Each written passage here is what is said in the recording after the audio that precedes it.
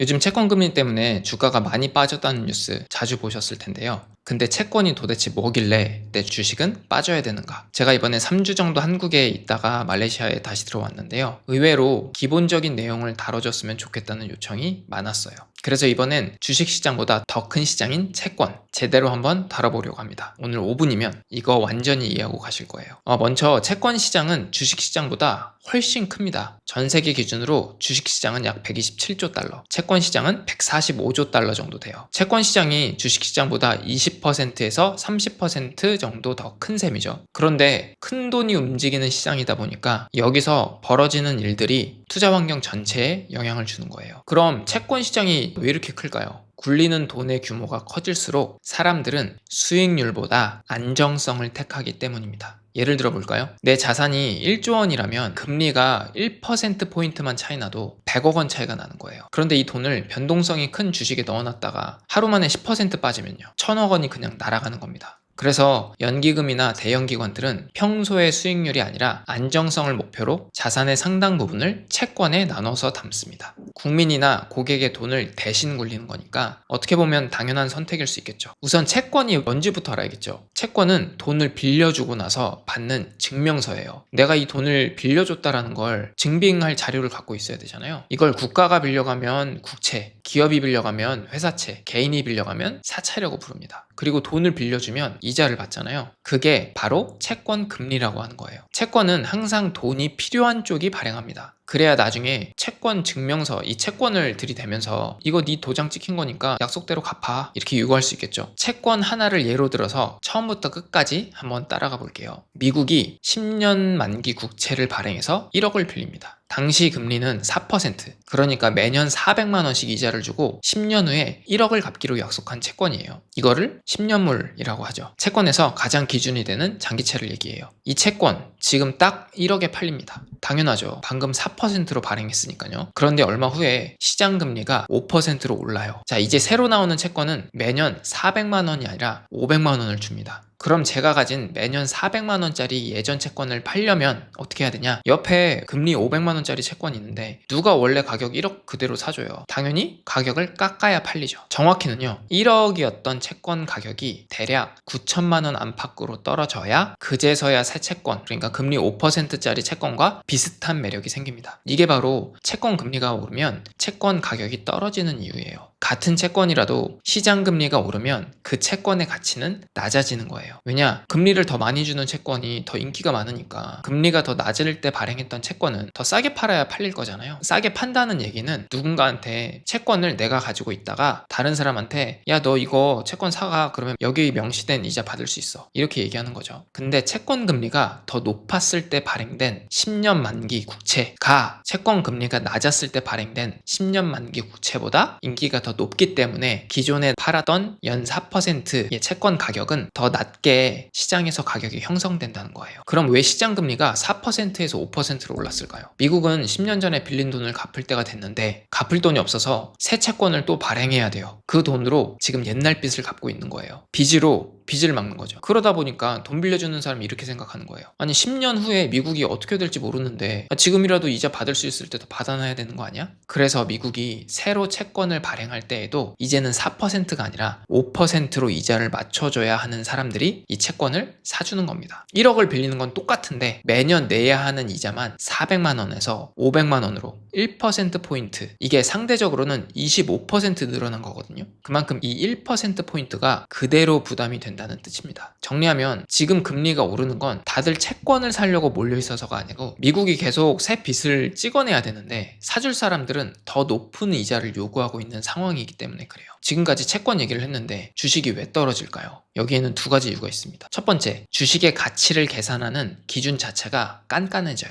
주가는 결국 그 회사가 앞으로 벌어들일 미래의 이익을 지금 가치로 땡겨와가지고 환산하는 숫자거든요. 이때 쓰는 잣대가 바로 시장금리라고 하는 거예요. 근데 이 금리가 오르면 똑같은 미래의 이익이라도 지금 가치로는 더 낮게 계산이 됩니다. 둘째로, 안전한 대안이 더 매력적으로 보이기 시작하기 때문인데요. 이제 5% 이자가 확정적으로 들어와요. 그럼 굳이 위험을 마주하면서 주식을 투자할 이유가 예전보다 줄어드는 거죠. 그래서 새로 투자되는 돈이 주식보다 채권 쪽으로 방향을 트는 겁니다. 자, 이 두 가지가 합쳐져서 채권 금리가 오르면 주가는 눌리게 돼요. 자, 정리해 볼게요. 채권 시장은 주식 시장보다 큰 세상에서 제일 큰 시장이고요. 지금 채권 금리가 오르는 건 미국이 계속 빚을 찍어내는데 그만큼 미국에 대한 신뢰가 예전 같지 않기 때문입니다. 그리고 이 오른 금리가 주식을 평가하는 잣대 자체를 깐깐하게 만들면서 주가가 눌리는 거예요. 수요의 기세가 줄어들게 되는 거죠. 주식 시장에서는. 근데 참 이상하지 않나요? 하루아침에 갑자기 채권 금리가 오른 게 아닌데 뉴스에서는 세상이 무너질 것처럼 채권 금리 막 5% 이제 다시 다가간다 이런 얘기 하고 있죠. 비트코인 얘기를 하기 위해서 채권 금리 얘기를 먼저 꺼냈는데요. 다음 영상에서는요. 그럼 지금 이 상황을 어떻게 바라봐야 하는지, 왜 채권 금리 상승이 비트코인의 상승을 불러일으켰는지 한번 다뤄보도록 하겠습니다. 오늘 내용이 도움되셨다면 구독과 좋아요 꼭 눌러주세요.